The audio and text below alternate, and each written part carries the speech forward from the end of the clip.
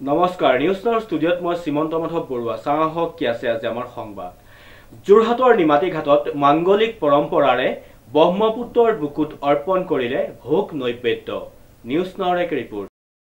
যোৰহাটৰ নিমাতী ঘাটত মাংগলিক পৰম্পৰাৰে ব্ৰহ্মপুত্ৰৰ বুকুত অৰ্পণ কৰিলে ভোগ নৈবেদ্য প্ৰায় 3 বছৰৰ পূৰ্বে নিমাতী ঘাটত সংঘটিত অভিশপ্ত ফেৰী দুৰ্ঘটনাৰ লগত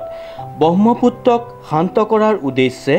এই মাংগলিক ৰীতি-নীতিৰে পূজা অৰ্চনা কৰা হয়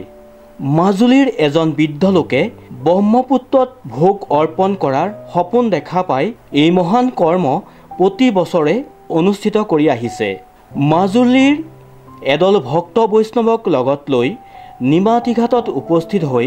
নাম প্ৰসংগৰে সৃষ্টি কৰিলে আধ্যাত্মিক পৰিৱেশৰ যাতে মাজুলী আৰু নিমাতীৰ জলপথ সুচল হয় কোনো বিপদ বিঘিনি নহয় তাৰেই কামনাৰে 3 বছৰৰ আগতে এই মহাবাহু ব্ৰহ্মপুত্ৰ নদীৰ ওপৰত এটি ভয়াবহ দুৰ্ঘটনা হৈছিল নৌকা দুৰ্ঘটনা সেই নাও দুৰ্ঘটনাত বহু লোকে ভগৱন্তৰ একান্ত দাস তেওঁলোক ভগৱন্তৰ একান্ত ভক্ত আছিল মহাবাহু ব্ৰহ্মপুত্ৰৰ ওপৰত তেওঁলোক লীন গৈছিল তেওঁলোকে প্ৰাণ হেৰুৱাব লগা হোৱাৰ সেই বিষয়টোত আমি সকলো কেৱল মাজুলীবাসী বুলিয়েই নহয় সমগ্ৰ অসমবাসী মৰ্মাহত হৈছিল আৰু তাৰ পিছতেই তেওঁলোকৰ আত্মাৰ সদ্গতিৰ অৰ্থে বাৰ্ষিক কৰ্ম হিচাপে মহাবাহু ব্ৰহ্মপুত্ৰৰ ওপৰত আমি ভোগ প্ৰদান কৰি আহিছোঁ পূজা অৰ্চনা নাম পাঠ সম্পূৰ্ণ আধ্যাত্মিক বৈদিক মাৰ্গেৰে সৈতে এই কৰ্মভাগী কৰা হয় প্ৰতি বছৰেই বাৰ্ষিক কৰ্ম হিচাপে এই কৰ্মভাগী কৰাৰ উপৰিও এটি বিশেষ উল্লেখযোগ্য কথা যে মাজুলীৰ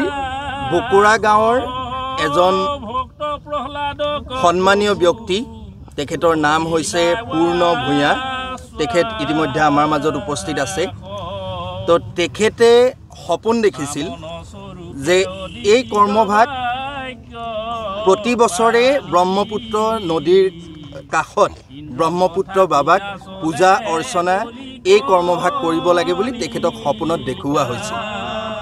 আৰু তেখেতে প্ৰথম অৱস্থাত এই বিষয়টোৰ ওপৰত বৰ বিশেষ গুৰুত্ব দিয়া নাছিল তাৰ পিছতে আমি জনাৰ মতে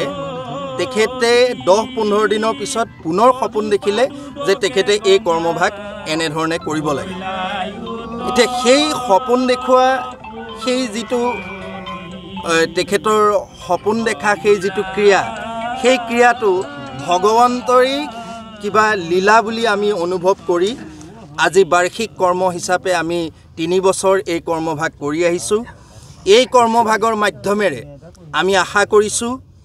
যিসকলে সেই ভয়াবহ দুৰ্ঘটনাটিত প্ৰাণ হেৰুৱালে তেওঁলোকৰ আত্মাৰ সদ্গতি হওক ব্ৰহ্মপুত্ৰ বাবাৰ যি ভয়াবহ ৰূপ গৰাখহনীয়া এই গৰাখহনীয়া ৰোধ হওক আৰু ইয়াৰ পিছতেই নৌকা যাত্ৰা নিমাতীৰ পৰা কমলাবাৰীৰ পৰা নিমাতীলৈ এই যি নৌকা যাত্ৰা এই নৌকা যাত্ৰাত বাট পথৰ কোনো ধৰণৰ অপায় মংগল নহয় সকলোখিনি বাট পথ সুচল হৈ উঠক ইয়াকে আমি আশা কৰিছোঁ আৰু এই আশাৰেই আমি ভগৱন্তৰ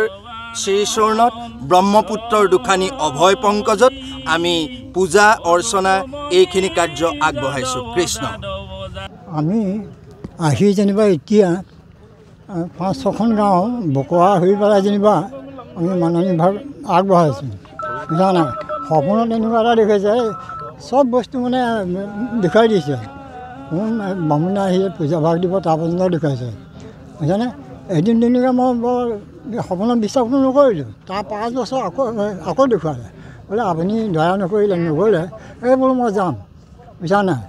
আকৌ 10 কিলোমিটাৰ পাছত ভোগ দিবলৈ কাৰণে মহেন্দ্ৰ শৰ্মা বুলি কয় কমলাবাৰী তেখেতক গৈ পাই তেখেতে আহি পেলাই এইখিনিতে দিছোঁ প্ৰথম বছৰ তাৰপৰা দ্বিতীয় মাজৰ বছৰ ইয়াত দিলোঁ তাৰপৰা আজি ইয়াত দিলোঁ 3 বছৰ হৈ গ'ল বুজিছানে আৰু তেখেতে অন্তু নহয় যেতিয়া ব্ৰহ্মপুত্ৰ বাবা আমি আশীৰ্বাদ বিচাৰিছোঁ তেখেতে আমাৰ যদি সকলোৱে